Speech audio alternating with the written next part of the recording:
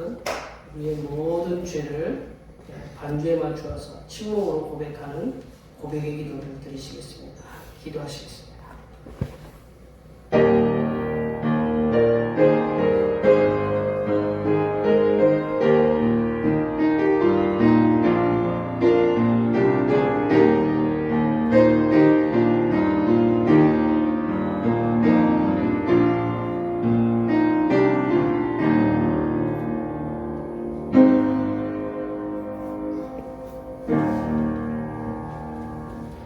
우리 하나님께서는 진심으로 죄를 고백하는 사람들에게 그 죄를 용서하기로 약속하셨습니다. 만일 우리가 우리 죄를 자백하면 그는 미쁘시고 의로우사 우리 죄를 사하시며 우리를 모든 불의에서 깨끗하게 하실 것이요 이 말씀에 의하여 우리 죄가 용서받았음을 확신합니다. 찬송 6장 하시겠습니다. 찬송 6장.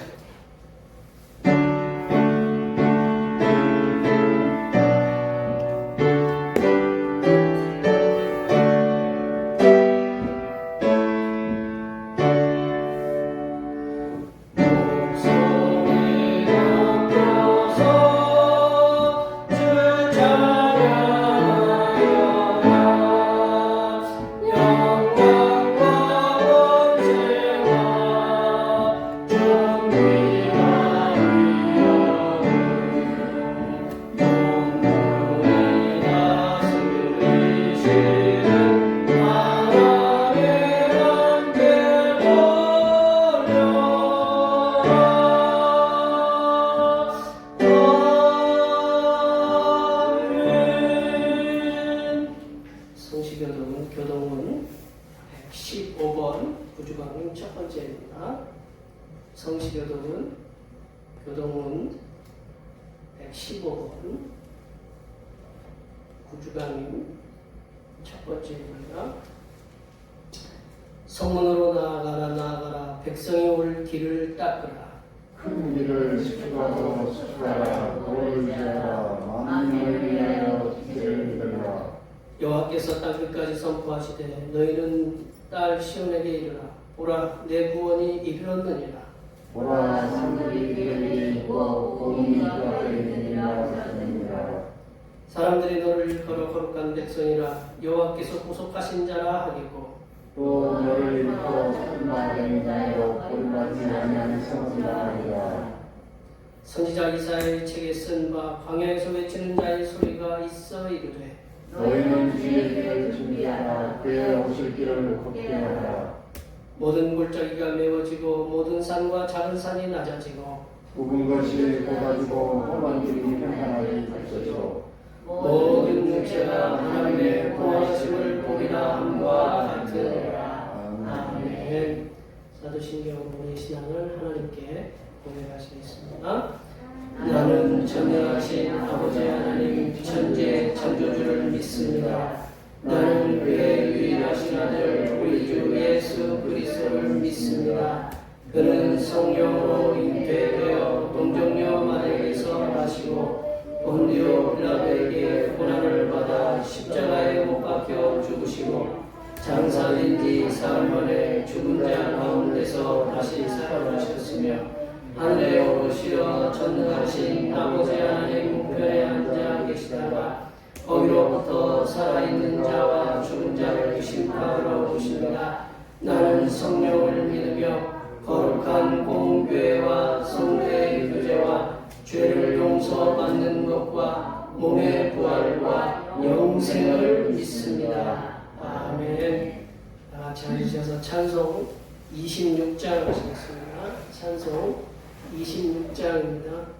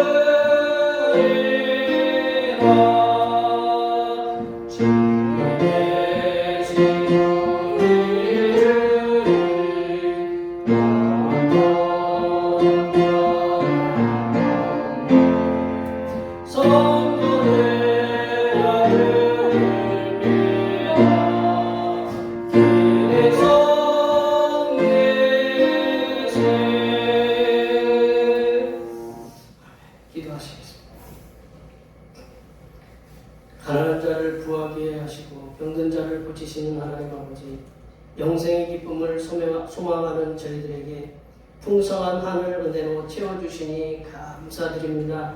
지난 한 주간에도 세상에 살면서 하나님의 일보다는 나 자신의 일로 너무 바쁘고 힘든 삶을 살아왔습니다. 때로는 하나님보다는 사람들과의 불편한 관계로 인해서 마음의 고통도 있었습니다. 이렇게 세상에서 힘들고 마음의 고통스러운 삶을 살면서 우리가 믿고 의지할 분은 주님이시라는 사실을 믿으며 우리가 쉴 곳은 하나님 품밖에 없다는 사실을 고백하오니 연약하고 부족한 우리들을 붙잡아 주시옵소서. 하나님 아버지, 창조주 하나님께서는 우리들의 영원한 피난처시요 우리의 방패시요 우리의 피할 바위시며 우리의 구원자이심을 믿습니다. 갈 길을 몰라 방황하는 양 같은 우리들의 목자가 되셔서 인도하시는 분도 하나님이심을 믿습니다. 우리가 이 시간 하나님의 하나님 되심을 고백할 때에 기쁨으로 받아 주시옵소서. 하나님 아버지, 대림절, 대강절을 맞이하여 주님 오신 날을 기다리며 살아가고 있습니다. 주님의 오심을 기다림이 언제까지 될지 알지 못하나 주님이 다시 오실 때 주님을 맞기에 부족함이 없도록 준비하는 저희들이 되게 하여 주시옵소서. 하나님 아버지, 우리 대평교회를 기억해 주시옵소서. 코로나19로 인하여 교회의 많은 빈자리가 있습니다. 주님께서 채워 주시옵소서. 재정적으로도 어려움 없도록 인도하여 주시옵소서. 병으로 인하여 육신이 연약한 성도들도 있습니다. 치유의 하나님께서 깨끗하게 고쳐주시사 강건한 모습으로 하나님을 섬기게 하여 주시옵소서. 물질적으로 어려움에 처해 있는 성도들도 있습니다. 물질의 주인이신 하나님께서 채워 주시옵소서. 가정의 여러 가지 어려운 문제로 기도하는 성도들이 있습니다. 주님의 백성들이 드리는 기도가 하늘의 하나님께 상달되어서 해결받는 은혜가 임하게 하여 주시옵소서. 하나님 아버지, 이 시간 하늘로부터 내려주시는 생명의 양식인 하나님의 말씀을 듣고자 합니다. 이 말씀을 들을 때 우리의 마음의 근심과 걱정과 염려는 떠나가게 하시고 주님께서 우리에게 베풀어 주시는 평안과 기쁨과 안식이 충만하게 자리잡게 하여 주시옵소서. 섬기교회 이 땅에 오신 우리 주 그리스도 예수님의 이름으로 기도하며 이제는 주님께서 가르쳐 주신 기도로 기도하오니 하늘에 계신 우리 아버지, 아버지의 이름을 거룩하게 하시며 아버지의 나라가 오게 하시며 아버지의 뜻이 하늘에서와 같이 이 땅에서도 이루어지게 하소서. 오늘 우리에게 일용할 양식을 주시고 우리가 우리에게 잘못한 사람을 용서하여 준 것 같이 우리 죄를 용서하여 주시고 우리를 시험에 빠지지 않게 하시고 악에서 구하소서. 나라와 권능과 영광이 영원히 아버지의 것입니다. 아멘.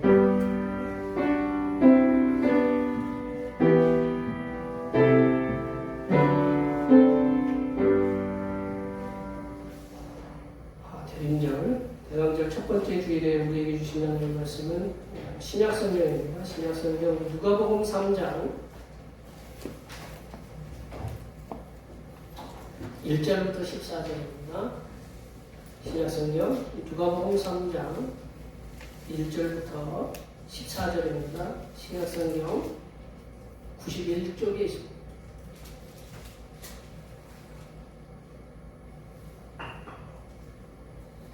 대림절, 대강절 첫 번째 주일에 주신 하나님의 말씀은 신약성경 누가복음 3장 1절에서 14절입니다. 신약성경 91쪽에 있습니다. 한 절씩 교독하시겠습니다. 디베리오 왕제가 통치한 지 15해 곧 본디오 빌라도가 유대의 총독으로 헤롯이 갈릴리의 분봉왕으로 그 동생 빌립이 이두레네와 드라고니 지방의 분봉왕으로 루사니아가 아빌레네의 분봉왕으로 안나스와 바라바와 하나님의 말씀이 인내서 바라바를 요한에게 이르니라. 요한 요단강 부근 각처에 와서 죄 사함을 받게 하는 회개의 세례를 전파하니 선지자가 이스라엘 백성의 숨과 하나님께서 대신하여 소리하였으되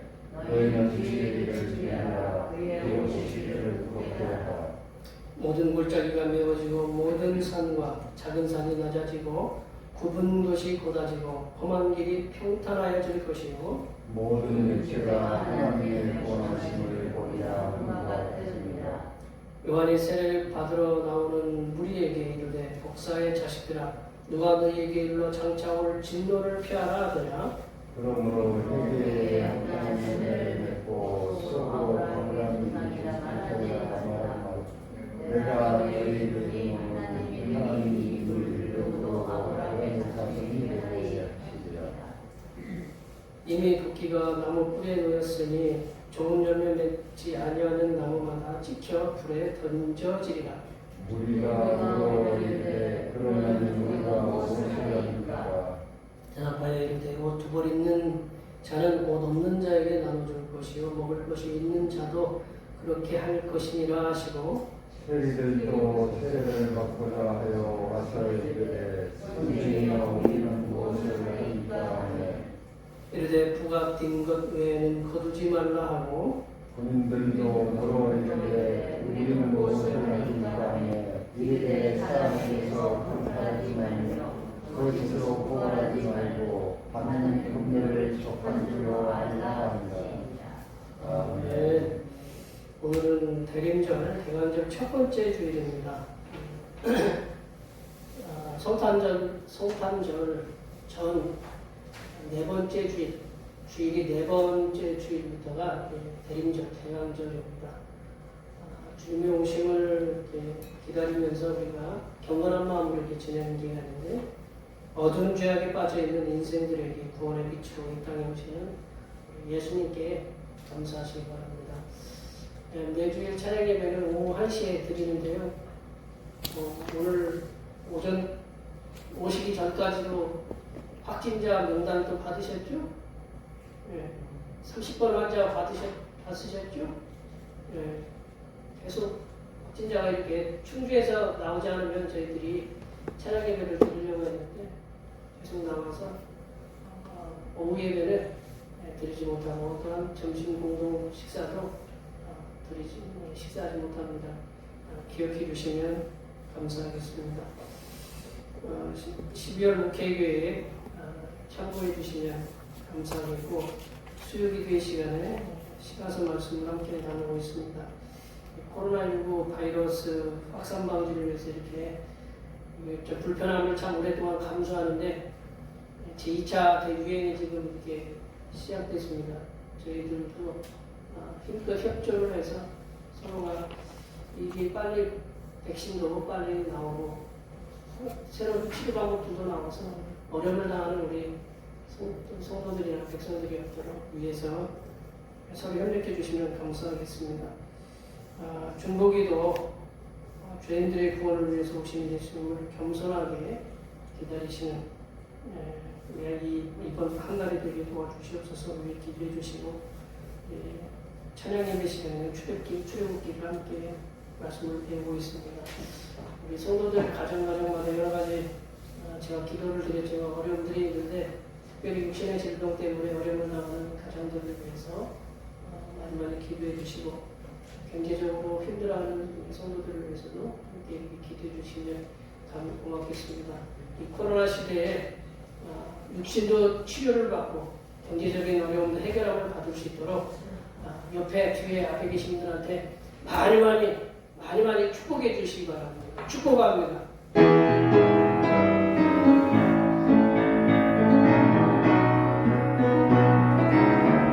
축복합니다.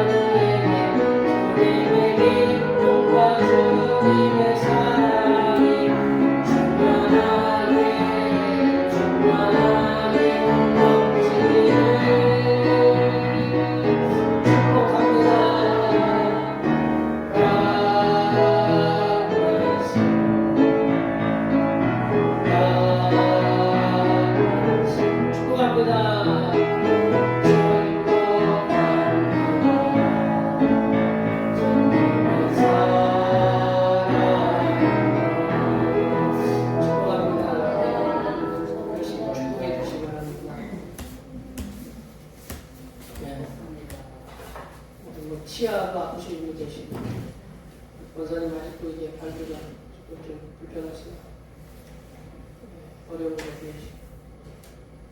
쉽게 둘러보시면서 이렇게 한 번씩 우리 어려움을 당하는 분들이 뭐가 있는지 한번 위해서 기도해 주시면 감사하겠습니다. 코로나 확진자가 어제 그저께 계속 몇 명씩 넘어서 다들 지금 힘들어하는 시간을 보내고 있는데 이 시간이 빨리 쏙 지나갈 수 있도록 서로를 위해서 협력해서 기도해 주시면 고맙겠습니다. 예, 우리나라의 국제 문화유산 중 유네스코라는 국제 문화유산을 이렇게 보호 관리하는 그런 단체가 있는데 유네스코의 국제 문화유산으로 이렇게 등재되는 것이 우리나라에 여러 가지가 있는데 그 중에 하나가 조선왕조실록이라는 게 있습니다. 조선왕조실록.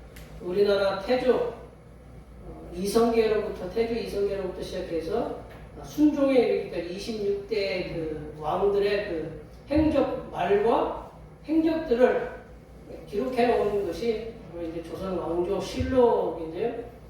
쉽게 그냥 말씀드리면 우리가 학교에 가면 초등학교에 가면 두 사람이 이렇게 동상이 있어요. 누구 있죠? 예, 한글을 만든 세종대왕. 예, 또 나라를 지킨 두 분의 그 저기가 있어요. 그러니까 이 세종실록에는 훈민정음, 이 나라를 백성들을 위한 이 한글을 창제했던 그 과정들을 거기 왕조의 실록에 기록되어 있고 또한 역사적인 그 큰 사건인 임진왜란 때 어떤 왕이라든가 이 전쟁의 상황, 이제 이순신 장군의 어떤 그러한 상황, 그 전쟁의 상황들을 기록해 놓은 것이 조선왕조실록에 이렇게 다 기록되어 있습니다. 그러면 우리나라에 수천 년이 우리나라 이제 반만년 역사라고 이렇게 얘기하는데 우리나라에 지금처럼 전염병이 있었을까요? 없었을까요? 그동안? 어떻게 하셔요? 어떻게 하셔요? 있었다는 거 어떻게 하셔요? 그냥 귀동량으로 들었죠? 네, 귀로는 들었어요. 그리고 얼굴 봐서 알아요. 저렇게 얼굴에 이렇게 쏙쏙 들어가 있으면 뭐라고 해요? 이게 몸부 가져가지고 홍역인가요? 천연두인가요? 네, 천연두. 그게 있어가지고 그 자국이 그 전염병이 있었다라는 거, 홍역이 있었다라는 걸 이렇게 알아요. 우리나라에 이렇게 지금처럼 코로나19가 이렇게 굉장히 확산되는데 우리나라 역사적인 사건에서 보면 전염병, 지금처럼 이제 천연두라든가 그 홍역이라든가 그런 것들이 굉장히 발발한 때가 있었다라는 거죠. 제가 이제 그 조선왕조실록 거기에 이제 그 관리하는 곳에 이제 제가 그 천연두라고 한번 쳐봤어요. 천연두라고 조선왕조실록에 얼마큼 기록되어 있나 천연두라는 게 쳐봤더니 이게 국역이 있고 원문이 있고 그래. 이게 원래 이게 조선왕조실록이 이게 한문으로만 기록되어 있는지 하여튼 그 원문이 있고 국역으로 우리나라 말로 번역해 놓은 거 이렇게 총 합쳐서 천연두라고 쳐보니까 몇 번이 나오냐면 99번이 나와요. 99번. 근데 99번 나와도 언제 일어나는지를 정확하게 우리가 찾아보지 않는 이상은 잘 몰라요. 근데 그 중에 하나인 현종이라는 시대. 현종의 그 조선 왕조 중에 18대 왕이 현종이거든요. 현종이라는 왕 들어보셨어요? 잘 안 들어보셨죠? 선조는 들어봤어도 선조라는 이름 들으면 머리가 막 열이 받아서 저기 하지만 선조라는 이름 들어봤어도 현종이라는 말은 안 들어봤죠. 왕이라는 이름은. 현종 시대에 전염병 천연두가 있었다라는 거예요. 굉장히 크게 있었다라고 어떻게 하느냐? 왕조실록에 기록되어 있어요. 한번 내려보세요. 거기 보면 이게 그 천연두가 있어가지고 이 왕이 이 정부가 국가가 백성이가 어떻게 되어 있는지 거기에 기록되어 있는데 거기 보면 현종 개수실록 이게 좀 복잡해요. 그러니까 하여튼 현종 그 실록에 보면 현종 9년 4월 28일 현종이 이제 왕으로 된 거 이분이 15년인가 14년 왕위에 올라 있었는데 그 왕 중에 9년 자기가 왕이 된 9년째에 병신년 이름이 우리 해가 있잖아요. 병신년 때 거기에 보니까 뭐라고 기록되어 있냐면 팔도의 전염병이 크게 퍼지니 구원하게 하다. 여기도 구원하게 하다라는 말이 있죠. 우리가 구원이라는 말이 이게 우리 예수님 믿는 사람만 구원이 아니라 이게 구원하게 하다라는 거 있죠. 이때 팔도의 전염병이 크게 퍼져 죽는 자가 잇따랐는데 천연두와 홍역으로 죽은 자가 더욱 많았다. 서울의 오부에서 보고한 사망자가 몇 명이었어요? 몇 명이었어요? 900명이나 되었는데 실제로는 이루 헤아릴 수조차 없이 많이 죽었다. 의원으로 하여금 약을 가지고 가서 구원하게 하라고 명하였다. 천연두, 홍역 이것이 발발해가지고 막 전염병처럼 퍼지니까 생각해보세요. 이 궁에는 출입을 하게 했을까요? 못하게 했을까요? 거의 엄중하게 막았다라는 거죠. 왜냐하면 왕실이 퍼지면 이 끝장나는 거 아니에요, 왕이? 그러니까 이 왕이 그 정부와 관리들이 그러니까 현종시대 조선 왕조의 18대 왕의 현종시대의 천연두 그게 온 나라에 막 퍼지니까 900명이 죽었다. 눈으로 봐서 900명이지. 그러니까 보고가 안 된 지금처럼 보고가 우리 뭐 미국에 뭐 20만 명 뭐 이렇게 발병되고 우리나라에 지금 하루에 확진자가 500, 뭐 600명 가까이 됐다. 이거는 지금 정보가 다 들어오는 거잖아요. 근데 그 당시에는 어떨까요? 우리 권사님 때만 해도 여기 용포를 갔다가 젊은 시절에는 용포를 갔다가 버스 타고 갔다 오셨어요? 걸어갔다 오셨어요? 예, 걸어갔다 오셨어요. 능암초등학교 우리 권사님도 걸어서 학교 가고 그 시대에 살았어요. 그 시대에도 연락이 잘 안 되면 잘 몰라요. 세계에 일어나는 사건들이. 근데 여기 계신 분들 전 세계에 일어나는 사건들 즉시 들어와요? 안 들어와요? 핸드폰에요? 즉시 들어와요. 딱 인터넷 딱 뜨면. 근데 현종시대에 900명 죽었다고 보고됐으면 몇십 배는 더 죽었을 거다. 그러나 우리 지금 돌아가신 분들, 이렇게 코로나19로 돌아가신 분들이 몇 분이나 되죠? 300명 되나요? 아직은 안 되는 걸로 제가 알고 있는데 500명 넘었어요? 죄송합니다. 이 현종시대 900명이 죽었다고 이렇게 나왔는데 그러면 이러한 역사적인 기록 천연두가 온 나라에 창궐해서 온 백성에게 너무나도 큰 고통을 주었다라는 사실을 현종실록 9년 4월 28일자 날짜에 병신년 4월 28일자 날짜에 정확하게 기록되어 있어요. 현종은 33세의 나이로 단명했다고 해요. 33세, 15년을 했으면 뭐 18세 정도, 18세, 19세 정도의 왕으로 올라가지고 33세에 돌아가셨어요. 돌아가셨는데 현종은 우리가 잘 몰라요. 그러나 숙종은 잘 알죠? 네, 숙종은 누구 때문에 잘 알아요? 그렇죠. 장희빈. 장희빈의 아버지가 누구냐? 현종이에요. 현종 다음에 숙종이에요. 우리가 외울 때 그러잖아요. 광인, 효현, 숙경령. 광인, 효현, 숙경령이잖아요. 효현. 현종 다음에 그 다음에 숙종이거든요. 그러니까 그 다음이 그러니까 아버지 정도 되시겠죠. 이 현종이. 그 장희빈은 숙종은 잘하는데 현종은 잘 몰라요. 그러나 현종 시대에 이런 사건이 있었다는 거죠. 예, 지금의 코로나19가 이렇게 창궐했는데 왜 코로나19라고 이렇게 이름을 지었을까요? 코로나가 언제 발병했어요? 2019년. 2019년에 발병했어요. 그래서 코로나19라고 이렇게 명명을 한 거예요. 이처럼 어떤 사건이 일어나면 일어난 정확한 시기와 신뢰도를 높이려고 하면 역사적인 시기에 어떤 인물이 있었는지 그 사건이 일어난 시대에 어떤 인물이 있었는지 그걸 알려주면 되는 거예요. 누가 있었다? 임진왜란에 이순신 장군이 있었다. 그렇게 알고 우리나라 여기 충주에는 탕음대 무슨 장군이 있어요? 민경. 신입 장군이 있었죠.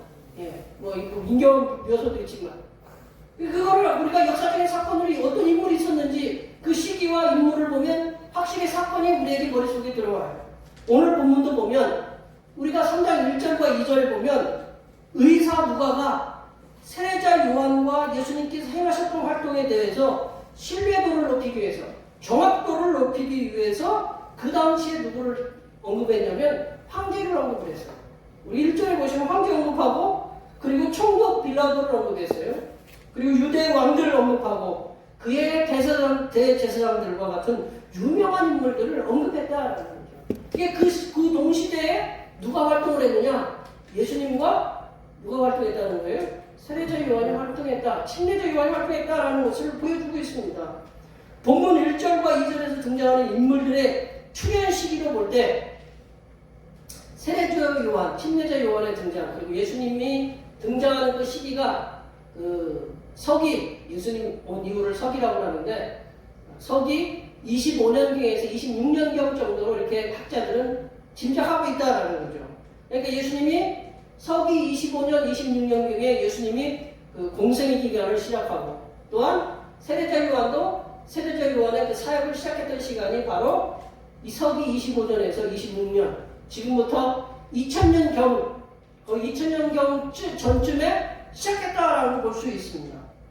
그쯤에 사가랴의 아들 사가랴의 아들 요한에게 하나님의 말씀이 임했다. 2절 말씀을 읽어볼까요? 2절 말씀을 다 같이 한번 2절 말씀 없어요? 2절 말씀을 다 같이 한번 읽어보겠습니다. 안나스와 가야바가 그의 제사장으로 있을 때 하나님의 말씀이 빈들에서 사가랴의 아들 요한에게 임한지라. 우리 권사님들은 이렇게 보시면 그래도 자녀들을 갖다가 늦게는 낳지 않으셨죠, 그죠? 늦게는 안 낳으셨죠.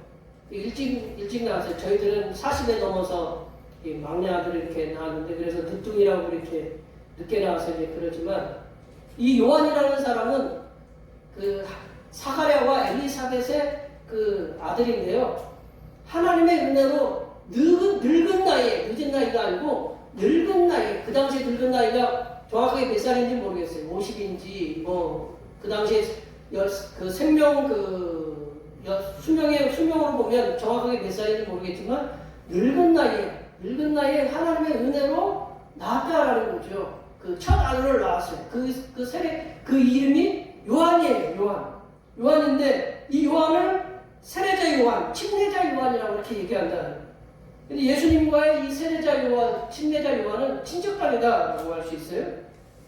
근데 세례자 요한은 SNF라는 거, 지금처럼 뭐 이렇게 광야에 가서 이렇게 굉장히 극력, 절제 그 훈련을 열심히 잘 받은 아주 말씀에 능통한 그러한 훈련을 받은 사람이 이 세례자 요한이다, 침례자 요한이다라는 거죠. 세례자 요한이 빈들에 서 있을 때, 빈들이라는 건 떨어진 데, 광야를 얘기하거든요. 광야에서 하나님의 말씀을 받았다. 하나님의 말씀이 임하고 나서 이 세례자 요한이 무슨 행동을 했냐면 요단강에서 회개의 사례를 전파했다. 3절에 보면 요단강가에서 회개의 세례, 회개의 침례를 베풀었다.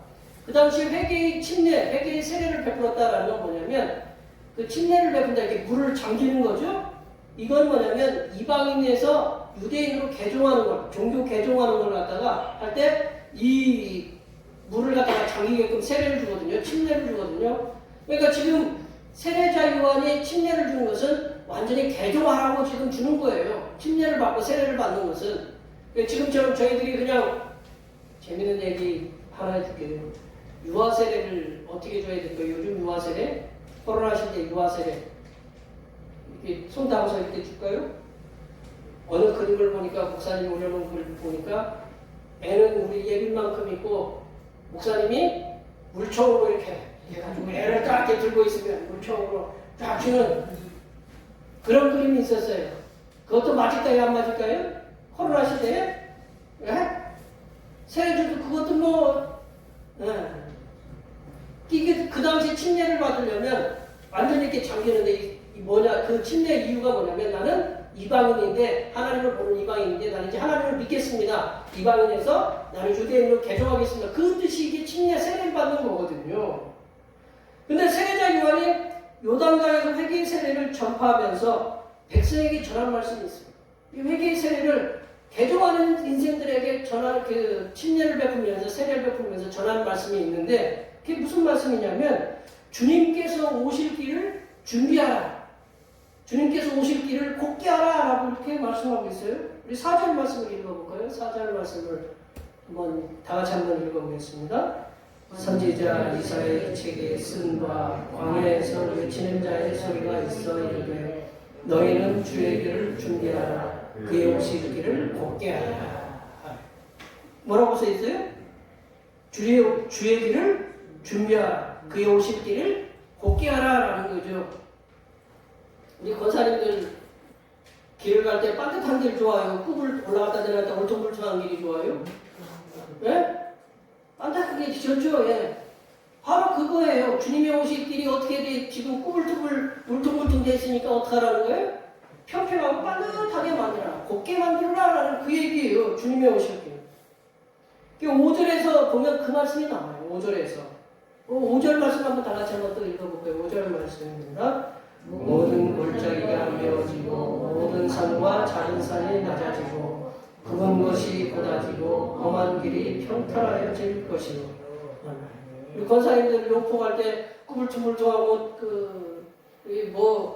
패이고 올라가고 돌 있고 막 그러면 걷기 편하시죠? 지금처럼 도로가 그냥 쫙 깔리니까 어때요? 걷기 편하시잖아요. 단조로워서 그렇지만 걷기 편하셔요. 그렇게 길을 만들라라는 거죠. 그렇게. 산은 높은 산은 낮아지고 낮은 산은 메워지고 이렇게 돌아가는 길 이렇게 구불구불한 길은 반드시 이렇게 내라 이렇게 그렇게 말씀하고 있는 거거든요. 이게 주님께서 오실 길을 평평한 도로처럼 그리고 곱고 이렇게 반듯하게 정비하라고 얘기하라는 거죠. 말씀하는 거죠. 그 당시에 왕이 어디를 행차하잖아요. 여행을 가려면 어떻게 하느냐. 미리 내가 우리 충주에 가겠다. 그러면 왕이 가는 길을 갖다가 이 신하들이 어떻게 하느냐. 그동안 정비하는 거예요. 그동안 왕이 갈 수 있도록 마차가 가야 되면 어떻게 해야 돼요? 마차가 그냥 울퉁불퉁해야 되겠어요? 마차가 갈 수 있도록 높은 거는 낮고 낮은 것은 메우고 굽은 것은 이렇게 반드시 잡아서 이 왕이 잘 갈 수 있도록 황제가 평안하게 갈 수 있도록 그 길을 닦는 작업을 누가 했느냐? 신하들이 했다는 거죠. 신하들. 도로를 정비하는 거예요. 제가 가끔 말씀드리잖아요. 우리 경찰에도 운전을 하지만 저도 운전해보고 여기 원장님하고 여기 집사님도 운전해보지만 갑자기 비로 인해서 푹 빠진 도로가 있어요. 그러면 가다가 쿵 하고 하면 굉장히 기분이 안 좋고 차에도 무리가 있고 우리도 사고의 위험도 있어요. 그런 길을 어떻게 하라고요? 정비하라는 거예요. 반듯하고 불편함이 없도록. 주님께서 주님의 오실 길을 준비하라고 이렇게 명령하신 게 뭐냐? 우리 길을 준비하라고 주님께서 우리에게 명령하신 게 아니라 주님을 영접하기 위해서 우리가 도덕적으로, 우리의 마음적으로, 영적으로 우리가 그 낮아지고 높아지고 이렇게 낮아진 것은 높은 건 깎고 낮은 건 메우고 굽어진 거는 반드시 사로잡아서 주님이 내 마음속에 들어오시도록 도덕적으로, 영적으로 준비하라. 그렇게 말씀하시는 거다라는 거죠. 주님을 영접하기 위해서 도덕적이고 영적으로 이렇게 준비하려면 어떻게 해야 되느냐? 세례자 요한은 뭐라고 얘기했냐면 회개에 합당한 열매를 맺으라. 그리고 항상 겸손한 삶을 살라 그렇게 말씀하고 있습니다. 우리 8절 말씀 읽어볼까요? 8절 말씀을 다 같이 한번 읽어보겠습니다. 그러므로 회개에 합당한 열매를 맺고 속으로 아브라함이 우리 조상이라 말하지 말라. 내가 너희에게 이르노니 하나님이 능히 이 돌들로도 아브라함의 자손이 되게 하시니라. 세례자 요한, 침례자 요한은 메시아, 우리를 구원하시러 오시는 예수 그리스도를 맞이하기 위해서 우리가 도덕적으로 영적으로 준비를 해야 되는데 그 가장 좋은 방법을 두 가지를 제시했어요. 첫 번째는 회개에 합당한 열매를 맺으라는 거고 두 번째는 항상 겸손한 삶을 살라라고 이렇게 말씀하고 있다라는 거죠. 세례자 요한이 이스라엘 백성들에게 왜 겸손한 삶을 살라고 이렇게 명령을 했냐면요. 얘기를 했냐면 이스라엘 백성들은 자신이 누구의 자손이라고 해요. 우리 조상은 누구라고 이렇게 자부심을 갖고 있어요? 아브라함이 우리 조상이다. 믿음의 조상 아브라함이 우리 조상이다라고 그런 강한 자만심, 어떤 프라이드를 갖고 있어요. 교만해요. 근데 이들은 뭔가 행실을 안 해도 그냥 너는 그 가문이다. 우리 보면 그렇잖아요. 우리 어떤 가문에 그냥 이름 거기에 있으면 내가 그 가문에 어떤 굉장히 그 프라이드를 갖고 있잖아요. 이 이스라엘 백성들이 그래요. 아브라함의 우리는 자손이다라고 굉장히 프라이드를 그런 교만심, 자만심을 갖고 있어요. 그러니까 이들은 행동을 갖다가 그 조심조심하지 않아요. 그러니까 자기가 어떤 그 삶이 어떤 게 그 정갈하지가 않아요. 쉽게 말씀드리면. 그래 이렇게 자만해 있는 이스라엘 백성들에게 이 세례자 요한이 그 강한 철퇴를 내요. 뭐라고 하냐면 세례자 요한, 이 침례자 요한이 침례를 베풀고 있는 그 주변에는 뭐가 많이 있었느냐? 돌들이 많이 널려져 있어요. 널브러져 있었어요. 그러니까 그 저 돌들을 보면서 이 세례자 요한, 침례자 요한이 뭐라고 하냐면 이 돌들로도 하나님은 아브라함의 자손을 만들 수 있다. 이 돌들로도 아브라함의 자손을 만들 수 있다. 그러니까 뭐라 하는 거예요? 니들 까불지 마라. 아브라함의 자손이라고 생색내지 마라. 겸손하게 살아라. 그렇게 얘기하고 있어요. 그러니까 세례를 주기 위해서 세례자 요한의 그 주변에 널브러져 있는 돌들로도 하나님은 아브라함의 자손을 만들 수 있기 때문에 너희들은 항상 겸손한 삶을 살라고 낮아지는 삶을 살라고 이렇게 말씀하고 있다는 거죠. 성도는 우리가 구원받았다고 해서 우리 예수님 믿고 구원받았잖아요. 구원받고 우리가 예배드리고 하나님 앞에 나와서 우리가 물질도 드리고 이러한 삶을 살아가고 있는데 이 구원받았다고 하면 어떤 그 분이 그러잖아요. 어떤 목사님이 구원받으면 아무런 삶을 살지 않아도 그냥 구원받았으니까 그냥 구원받은 거를 족해가지고 내가 그냥 살아가는 거 그냥 아무렇게 살아도 된다. 그렇게 얘기하시는 분들이 계셔요. 그런 거 잘못된 거예요. 우리가 구원받았으면 어떻게 해야 돼요? 구원받은 백성으로서 항상 하나님 앞에 겸손하게 사람들 앞에도 낮아지는 마음으로 그리고 그들에게 소금과 빛의 사명을 감당하도록 우리가 노력해야 된다는 거죠. 우리 예수님 믿었다고 해서 구원받았다고 해서 예수 믿고 천당 간다, 천국 간다 그걸로 끝이 아니라 주님은 그렇게 얘기하지 않으셨다. 너희는 세상에 뭐라고 그랬어요? 소금과 빛이라고 말씀하셨어요. 소금과 빛은 끝까지 사명 감당을 해야 되거든요. 주님 오실 때까지. 그때까지 우리가 항상 주님 세상 사람들 앞에서 겸손하게 하나님 앞에서 낮아지는 삶으로 우리가 구원을 이루어가야 된다. 우리의 구원은요 언제 할 수 있느냐? 주님 오실 때 할 수 있어요. 내가 구원받았다고 장담하는 게 아니라 주님이 재림하실 때 이름 불러줘야 돼요. 김일기훈하고 이름 부르고 조경철 이름 불러줘야 그때 올라가는 거예요. 네 이름 안 부르면 끝이 나는 거예요. 그러니까 우리가 구원을 어떻게 해야 돼요? 끝까지 이룰 수 있도록 완성이 될 수 있도록 끝까지 주님 앞에 우리 겸손한 삶을 살아야 된다. 그리고 성도는 겸손한 삶을 살 뿐만 아니라 항상 회개에 합당한 열매를 맺어야 된다. 회개에 합당한 열매를 맺어야 되는데 열매로서 우리 삶을 알 수 있잖아요. 신앙의 모습들을 알 수 있잖아요. 이게 무슨 열매인지 우리가 다 이렇게 처음에 싹을 틔우면 이게 참외신지 오이신지 잘 몰라요.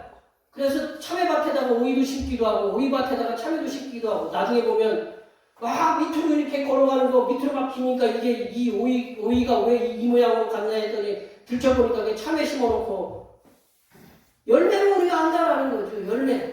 열매로 안다라는 거죠. 열매가 회개에 합당한 열매가 뭐냐? 그 세례를 받으러 오는 침례를 받으러 오는 그 사람들에게 이 세례자 요한이 회개에 합당한 열매를 맺으라고 그랬는데 거기에 무리들에게 그리고 세리들에게 그리고 군인들에게 각자 다른 말들을 해줘요. 너희들이 회개에 합당한 열매를 어떻게 맺어야 되는가? 첫 번째로 무슨 회개에 합당한 열매를 맺으라고 얘기하냐면 가진 자는 저기 보시면 가진 자는 어떻게 해요? 없는 자에게 나눠주는 삶을 사는 것이 회개에 합당한 열매를 맺는 거예요. 내가 뭔가 가졌다. 그러면 그 가진 것을 나눠주는 그것이 회개에 합당한 열매를 맺는 거죠.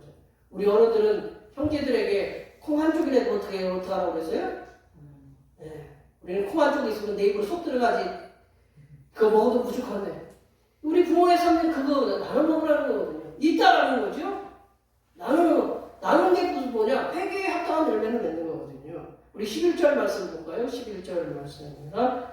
대답하여 이르되 옷 있는 자는 옷 없는 자에게 나눠줄 것이요 먹을 것이 있는 자도 그렇게 할 것이니라. 우리 옷 한 벌밖에 없어요? 그러니까 두 벌밖에 없어요? 옷 많죠? 이거 이 시대에 따라서 우리가 해석하는 게 아니고 그 당시에는 모두가 사람들이 일반 백성들은 평준화가 돼 있어요. 뭐가냐? 우리 여기서 옷 한 벌, 옷 두 벌이라는 건 뭐냐면 우리들이 겉에 있는 외투 말고 우리 속에 있는 긴팔 옷 있잖아요. 긴 옷이 있어요. 긴 옷을 보통 집에는 한 벌밖에 없어요. 근데 그 한 벌도 없는 집이 있다라는 거죠. 근데 내가 두 벌을 갖고 있어요. 그러면 그 두 벌 갖고 있으면 어떡하라는 거예요? 그 사람을 찾아가서 나눠주라라는 거죠.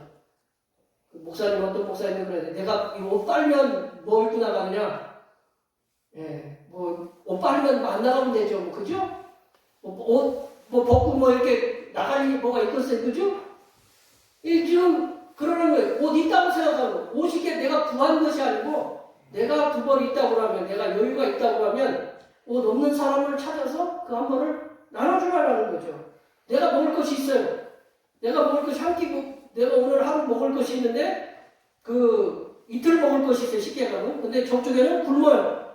그러면 어떻게 해요? 내가 있는 걸 갖다가, 그 없는 사람, 굶는 사람에게 나눠주고, 내일 것은 또 내일 걱정해가면서 이제 살자. 이제 그런 아마 하나님의 어떤 계획이신 것 같아요. 이 하나님께서 율법서인 창세기, 출애굽기, 레위기, 민수기, 신명기, 모세, 오경에 보면요. 예수님이 하나님이 가장 강조한 게 뭐냐면 가진 자는 없는 자예요. 하나님은 없는 사람에게 관심을 많이 가졌다. 가난한 자에게 관심을 많이 갖고 계셨다라는 거죠. 대표적으로 약속의 땅, 가나안 땅에 들어가려고 이렇게 준비하는 이스라엘 백성들에게 신명기 말씀을 통해서 여호와 하나님께서 이스라엘 백성들에게 이렇게 말씀하고 있어요. 가난한 사람들을 어떻게 대우해야 되느냐? 그 대우하는 거에 대해서 이렇게 말씀하고 있는데 신명기 15장 7절과 8절 말씀을 저 앞에 기록되어 있는데 다 같이 한번 읽어볼까요? 내 하나님 여호와께서 내게 주신 땅 어느 성읍에서든지 가난한 형제가 너와 함께 거주하거든 그 가난한 형제에게 내 마음을 완악하게 하지 말며 내 손을 움켜쥐지 말고 반드시 내 손을 그에게 펴서 그에게 필요한 대로 쓸 것을 넉넉히 주어라. 8절의 끝에 보면 쓸 것을 어떻게 주라고 했어요? 넉넉히 주어라. 여호와 하나님께서는 자신의 형제라고 일컬어지는 가난한 자가 자신과 함께 한 동네에 이렇게 살고 있는데 내가 손에 있어요. 내가 먹고 있어요. 하루 음식, 이틀 양식이 있어요. 그러면 하루도 못 먹을 양식이 있으면 어떻게 해요? 그 양식을 내 거를 갖다 떼어서 하루 양식을 주라라는 거죠. 가난한 형제에게 넉넉하게 주어서 살아가는데 어려움이 없도록 그렇게 명령하신 거예요. 이 여호와 하나님께서는 지금의 아브라함 때부터 아담 때부터의 하나님이시잖아요. 그 전부터의 하나님이시잖아요. 그 하나님이 먼 미래를 내다볼 수 있는 예지의 능력이 있어요. 먼 미래를 바라보실 수 아시는 전능하신 능력이 있으시다. 근데 전능하신 능력 중에 하나가 이 가난한 사람들을 바라보니까 하나님이 2000년 전 가나안 아브라함 시대나 모세의 시대나 다윗의 시대나 그리고 예수님의 시대나 그리고 2000년 지금 2020년에 우리가 스마트폰으로 멀리 있는 사람들하고 얼굴 마주보면서 대화하는 이 시대에도 뭐가 사라지지 않는다고 그랬을까요? 가난한 자가 사라지지 않는다라고 했어요. 가난한 자가 사라지지 않는다. 이 하나님이 수천 년을 갖다가 바라보시면서 예지를 하셨는데 가난한 자가 없어지지 않는다 그렇게 말씀하셨어요. 지금 가난한 자 있어요? 없어요? 있잖아요. 그래서 신명기 15장 11절에 보면 가난한 자들이 없어지지 않으니까 어떻게 하냐면 그 가난한 자들을 향해서 돌보는 것이 마땅하다라고 이렇게 얘기하시는데 우리 11절 말씀 읽어볼까요? 신명기 15장 11절 말씀이 없어요?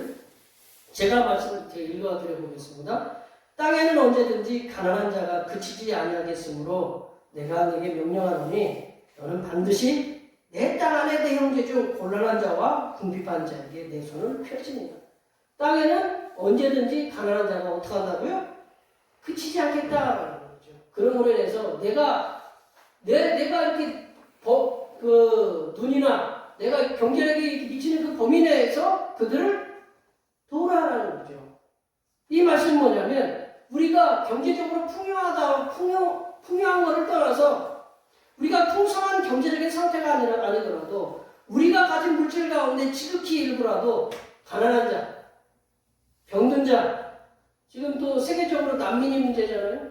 코로나 때문에 먹을 것이 없는 사람들, 그리고 연약한 자들, 또 이제 아프리카나 우리가 지금 물로 이제 선교하려고 이제 하는 건데, 물로 인해서 고통을 당하는 그런 자들을 위해서 우리가 가진 물질, 우리가 넉넉한 게 아니고 콩 한쪽을 반으로 나눠서 나눠주는 심정으로, 그러한 심정으로 그들에게 나눠주는 것이 그들을 가난한 자를 돌보는 것이라는 그 하나님의 명령에 순종하는 거다라는 거죠. 이렇게 성도가 가난한 자를 돌보는 삶, 가난한 자를 돌보는 삶은 여호와 하나님께서, 전능하신 여호와 하나님께서 우리에게 빚지는 삶이다라는 거예요. 우리가 많이 이렇게 돕잖아요. 우리가 1,000원 도왔다 하면 하나님이 우리에게 1,000원 빚진 거예요. 우리가 100만 원 도왔다 하면 하나님이 우리에게 100만 원 빚진 거예요. 그럼 누가 갚아줘요? 누가 갚아줘요? 빚진 자가 갚아주는 거 아니에요? 하나님이 우리에게 갚아주신다라는 거죠. 그거를 잠언 19장 17절에 이렇게 말씀해 놓고 있대요. 잠언 19장 17절 말씀. 우리 다 같이 한번 읽어보겠습니다. 가난한 자를 불쌍히 여기는 것은 여호와께 구워드리는 것이니 그의 선행을 그에게 갚아주시리라. 우리가 가난한 자를 자꾸 돕잖아요. 그러면 누가 빚이 늘어나는 거예요? 하나님은 우리에게 빚이 늘어나는 거예요. 그럼 하나님은 모든 걸 갖고 계셔야 안 계셔요? 하나님은 그 우리 국가가 망하지 않는 한 우리에게 연금을 갖다가 우리가 이렇게 줄 수 있는 것처럼, 우리가 하나님은 국가보다 더 망하지 않는 분이에요. 우리가 이웃을 돌보고 그만큼 돌보는 만큼처럼 그보다 하나님은 우리의 그 배, 몇백 배의 것을 우리에게 갚아주실 수 있는 분이다라는 거 우리가 기억해야 된다라는 거죠. 하나님은 우리가 가난한 자에게 손을 뻗치면 풍성하게 우리에게 갚아주시는 것을 믿고, 우리 가난한 사람들을 위해서, 없는 사람들을 위해서 그런 돌보는 삶을 우리가 계속적으로 하시는 여기 계신 모든 주님의 백성들이 되시기를 간절히 축원합니다. 두 번째로는 열매 맺는 게 뭐냐? 세무공무원들이 있어요. 세무공무원들은 백성에게 규정된 것 외에 더 무거운 세금을 매기지 않는 것이 회계에 합당한 열매를 맺는 거다라는 거죠. 세무공무원들, 쉽게 말해 세리들을 얘기하는 거죠. 우리 성경에 보면 세무공무원들은 백성에게 규정된 것 외에 더 무거운 세금을 매기지 않는 것이 회계에 합당한 열매를 맺는 거다라는 거죠. 우리 12절 13절 말씀 읽어볼까요? 12절 13절입니다. 세리들로 세례를 받고자 하여 와서 이르되 선생이여 우리는 무엇을 하리까 하매 이르되 부과되는 것 외에는 거두지 말라. 예수님 당시에는 세리들이, 이 세무원들이 지탄의 대상이 됐어요. 왜냐하면 로마에서 100원만 거두라고 그랬는데 이 150원을 걷는 거예요. 왜 150원을 걷느냐? 50원을 누가 먹으려고요? 지가 먹으려고. 그러면 나는 분명히 100원 낼 돈은 있는데, 그 세금은 있는데 50원 낼 그 세금이 없어요. 그러면 그 50원을 누구한테 꺼야 돼요? 누구한테 가서 꺼야 될 거 아니에요. 아니면 이제 몸이 팔리든지. 그런 어려움에 처해 있었다고요. 그러니까 세무공무원들이, 그 당시 세리들이 지탄의 대상이 됐어요. 지들 대속 차리려고 세금을 많이 걷어서 반을 떼가지고 지가 먹고 나머지는 로마에 바치고. 그러니까 백성들의 삶이 핍절이 되어 있는 거예요. 이러한 삶을 꿰뚫어본 그 세례자 요한, 침례자 요한은 부과된 것 외에 로마에서 100원 걷으라고 했으면 그것만 걷고, 너희들은 그걸로 로마에서 주는 세금 그 월급을 받고 그냥 족하라 라고 그렇게 얘기하고 있는 거다라는 거죠. 우리들은 세무공무원은 아니지만 우리 국가에서 이제 세무에 담당하는 분들은 이 부과된 것 외에 이 세무공무원들이 이렇게 미고 저렇게 코에 걸면 코걸이 되고 귀에 걸면 귀걸이 되는 식으로 이렇게 저렇게 무슨 세금을 거두려면 거둘 수가 있어요. 정부에서 걷는다, 나라에서 걷는다 그래가지고 그렇게 해가지고 그 중간에서 그렇게 먹는다, 그런 일을 하지 말라라는 거죠. 근데 우리는 세무공무원은 아니지만 우리가 세금을 내야 될 일이 있잖아요. 세금을 내야 되는 일이 있으면 우리는 국가에서 합법적으로 적법하게 정해준 그러한 그 세금은 우리가 내도록 노력해야 된다는 거죠. 그래야 국가 균형 발전을 이룰 수 있다. 세 번째는 일반 공무원들이 힘을 남용해서 백성을 괴롭히는 일을 금하는 것이 회개에 합당한 열매를 맺는 삶이다. 일반 공무원들이 힘을 남용해서 힘을 갖다가 그대로 사용하는 게 아니라 남용해서 백성들을 괴롭히는 일을 금하는 것이 회개에 합당한 열매다. 우리 14절 말씀을 다 같이 한번 읽어보겠습니다. 14절입니다. 군인들도 물어 이르되 우리는 무엇을 하리이까 하며 이르되 사람들에게서 강탈하지 말며 거짓으로 고발하지 말고 받는 음료를 족한 줄로 알라. 군인들이 얼마나 이 당시 군인들이 얼마나 힘이 있었냐면 그 힘을 남용해서 그 자기가 주둔하고 있는 그 주변의 백성들의 그 물건들을 탈취했어요. 그리고 자신들의 지위를 이용해서 백성들을 거짓으로 고발해가지고 그들이 가지고 있는 재물을 좀이라도 뺏으려고 그렇게 힘썼어요. 그리고 더 나아가서 자신들이 정부로부터 받는 급료가 작다. 그래가지고 대모를 해가지고 더 이렇게 급료를 더 많이 받으려고 그런 일들이 왕왕 많이 벌어지고 있었다라는 거죠. 요즘 방송에 많이 나오는 이야기는 백성이 맡겨준 우리가 뭐 국회의원이나 대통령이나 무슨 정부 고위 관리를 누가 이렇게 맡겼어요? 우리가 백성에게 그들에게 권력을 위임한 거거든요. 공권력이라는 거죠. 공권력. 권력을 위임했어요. 백성이 그들에게 권력을 준 거예요. 누구한테 잘 사용하라고요? 누구한테 잘 사용하라고요? 우리한테 사용 잘하라고 준 거예요. 근데 지금 저 정부에서는 지금 저기 정치하시는 분들은 지금 뭐 하고 있어요? 자기들끼리 지금 공권력을 어떻게 사용하고 있어요? 서로 자기들이 옳다고 지금 싸우고 있는. 그래서 지금 고래 싸움에 누가 지금 터지고 있는 거예요? 네. 고래 싸움에 새우등이 지금 터지고 있어요. 우리 백성들은 그것 때문에 죽어나가고 있는 거예요. 이게 공적인 권력을 가진 우리 이제 여기는 우리가 그런 분이 안 계시지만 공적인 권력을 가진 우리 성도가 있다는 거예요. 뭐 이렇게 무슨 뭐 국회의원이라든가 어떤 그 장관이라든가 그런 공적인 권력을 갖고 있으면 백성도 두려워하고 하나님을 두려워하는 마음으로 정당하고 공의롭게 공권력을 집행하도록 힘써야 된다. 그리고 우리들은 백성이잖아요. 우리가 권력을 위임했잖아요. 그러면 우리가 권력을 갖다가 잘 그 공적인 권력, 공권력을 잘 사용하도록 우리가 정치에 이렇게 하면 안 된다, 저렇게 해야 된다라고 우리가 한마디씩은 해줘야 된다라는 거죠. 그것이 바로 우리가 이 나라를 사랑하고 이 공적인 권력을 갖다가 우리가 이 군인들이 지들 마음대로 이렇게 사용해서 어렵게 하는 것처럼 그들이 이 나라의 공권력을 가진 사람들이 우리들을 어렵게 하지 않도록 그렇게 정책을 참여할 수 있는 그런 모습이 필요하다라는 거죠. 빈들의 하나님의 말씀이 세례자 요한에게 임했습니다. 세례자 요한에게 임했는데 뭐를 전파했냐면 회개의 세례를 전파했다는 거죠. 그리고 회개에 합당한 열매를 맺으면서 겸손한 삶을 살라고 이렇게 얘기했어요.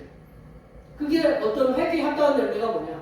가난한 자를 돌보고 내게 주어진 공적인 권력, 내게 주어진 힘을 정당하게 사용하는 것이 회개에 합당한 열매를 맺는 거다. 예수님을 통해서 우리는 구원받았어요. 구원받은 우리가 회개에 합당한 열매를 맺기 위해서는 작게나마 나는 아무것도 가진 게 없어요 라고 이렇게 얘기하는 것이 아니라 우리가 작게나마 가난하고 약한 자를 돌보는 일, 우리보다 더 힘들고 어려운 일에 일부를 떼어서 그들의 돕는 물질을 내어놓도록 우리가 힘써야 된다라는 거죠. 그리고 우리가 가진 그 세상의 힘, 내가 힘이 없다. 그게 아니라 우리가 힘이 있어. 세상의 힘을 이웃을 돌보고 아끼는데 우리가 힘써야 된다. 엉뚱하게 쓰는 게 아니라 이렇게 노력할 때에 성삼일체 하나님께서는 여기에 모여서 예배하는 모든 주님의 백성된 여러분에게 세상이 줄 수 없는 평안 그리고 기쁨, 은혜들을 충만하게 내려주실 줄 믿습니다. 이러한 은혜를 충만히 받으시는 주님의 백성들이 되시기를 간절히 축원합니다. 기도하시겠습니다. 하나님 아버지, 주님의 오심을 기다리는 대림절, 대강절 기간 동안에 회개에 합당한 열매를 맺어 주님을 기쁨으로 맞이하게 하여 주시옵소서. 가난하고 약한 자들을 돌보게 하시고 우리들이 가진 세상의 힘을 통하여 이웃을 사랑하는 데 사용할 수 있도록 도와주시옵소서. 거룩하신 예수님의 이름으로 기도하옵나이다. 아멘. 말씀을 들으시면서 찬송 98장 하시겠습니다. 찬송하시면서 준비하신 예물 하나님 앞에 드리시겠습니다.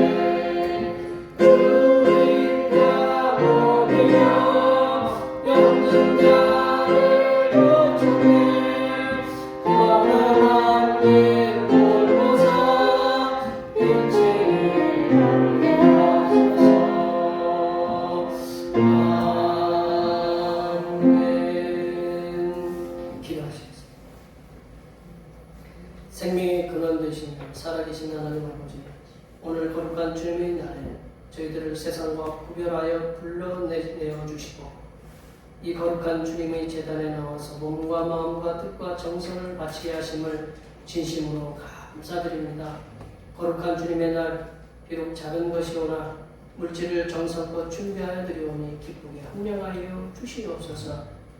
하나님 아버지, 추워지는 날씨 속에서도 부지런히 움직이며 열심히 수고하여던 손길이 요리 하나를 주님 앞에 드립니다. 마치 손길들에게 추워지는 겨울에도 물질이 궁핍함이 없이 풍족하듯 그들의 삶으로 채워주시고 물질의 복을 풍족히 받아 넉넉한 마음으로 연약한 이웃들, 없는 이웃들을 사랑하는 하나님의 자녀들이 되게 도와 주시옵소서. 하나님 아버지, 한 주간도 여러 가지 사건과 사고 속에서도 지켜주시면 감사하여 감사의 예물을 드립니다. 범사에 감사하는 마음을 담아 감사의 예물을 드립니다. 여러 가지 모양으로 드린 감사의 예물을 위해 하나님께서 예비하신 감사할 일들이 넘쳐나게 하시며 하늘마다 형통하게 풀려지는 은혜가 임하게 하여 주시옵소서. 하나님 아버지, 변함없는 마음으로 주 영광을 드립니다. 이 한 주간도 주님의 측량할 수 없으신 은혜와 섭리 가운데 복된 길로 인도하여 주시옵소서. 하나님 나라의 한 달을 감사하며 월정을 드립니다. 한 달 동안 주님의 사랑하심으로 은혜와 평강이 넘치게 하여 주시옵소서. 하나님 나라의 확장을 위해서 선교금을 드립니다. 대평교회 선교의 지경이 이 지역을 넘어 세계로 확장되는 은혜가 있게 하시고 갇힌 손길들의 삶이 풍성하게 선교하는 은혜가 임하도록 물질의 복을 충만하게 부어 주시옵소서. 하나님 아버지, 주님의 몸된 교회를 위하여 헌신하고 봉사하는 손길들의 소고를 기억하여 주시사 하늘로부터 내려주신 은혜가 충만하게 임하도록 도와 주시옵소서. 차량 봉사와 주방 봉사와 헌금위와 재정위원 안내위원 교회 청소 그외에 보이지 않는 곳에서 남모르게 수고하는 손길들을 위해 하나님께서 보여주시는 새로운 비전들을 보게 하시고 이 땅에서 바라고 소원하는 모든 기도의 제목들이 다 응답받게 하여 주시옵소서. 거룩하신 예수님의 이름으로 기도하옵나이다. 아멘.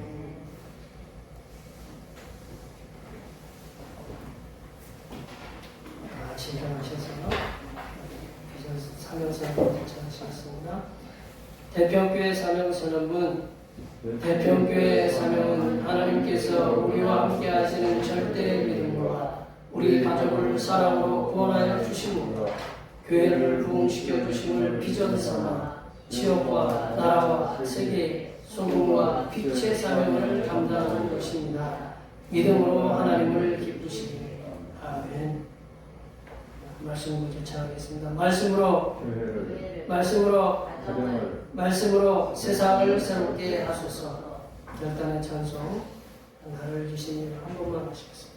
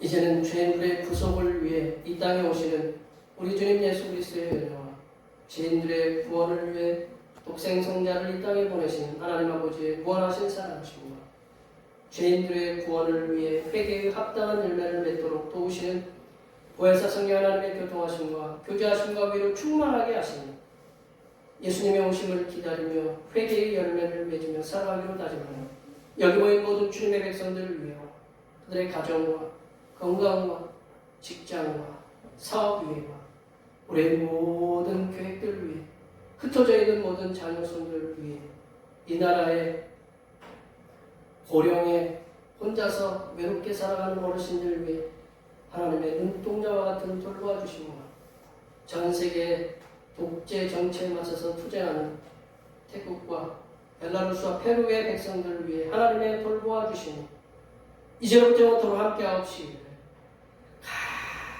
간절히 축원하옵나이다.